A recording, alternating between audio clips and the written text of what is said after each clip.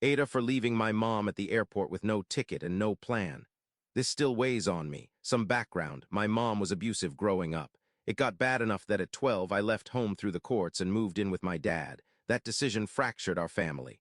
On the court paperwork under name of child, she wrote something like, "I have no son." I've carried that with me ever since. I had little contact with her after that, briefly at 17, again in my early 20s, and not consistently until much later. I'm now almost 40. I spent over 20 years drinking heavily and finally got sober in 2018, which is when I made an effort to reconnect with my family, including my mom. She's closer to 70 now and has zero contact with 2 of her 3 kids. Reconnecting wasn't easy. When I asked if she ever reflected on the abuse, she told me I was an adult and needed to let it go already. That was a turning point. I realized any forgiveness would be one-sided. If I wanted peace, it was on me. Since then, our relationship has been rocky but present. We've had family reunions and even traveled overseas together for 3 weeks. We argue often, usually over small things, but we stayed in contact until this. Last summer, I invited her to my city to see a band she's loved since I was young. The plan was simple.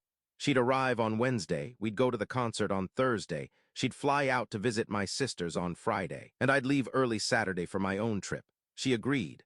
When she arrived, she mentioned she'd only bought a one-way ticket and would book the Friday flight later. That made me uneasy, and I reminded her several times to make sure it was booked.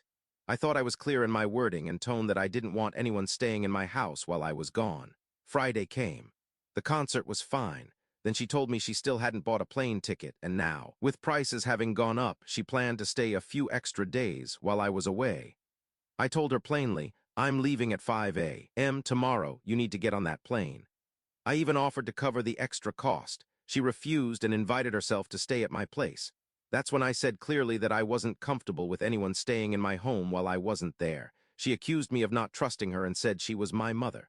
I said it wasn't about trust, I just didn't want anyone in my house. The argument escalated. Finally, she said, "Fine, take me to the airport." I think she expected me to cave. I didn't. I packed the car, grabbed my daughter, and drove her to the airport in silence. When we arrived, it felt like a standoff, like she was waiting for me to say, "Never mind, don't go." I didn't. I took her bag out, set it on the curb, and told her, "If you can't find a ticket, let me know. I can help you pay for a hotel." Then I left. Months later, I'm still thinking about it. I don't think I stranded my mom with no options.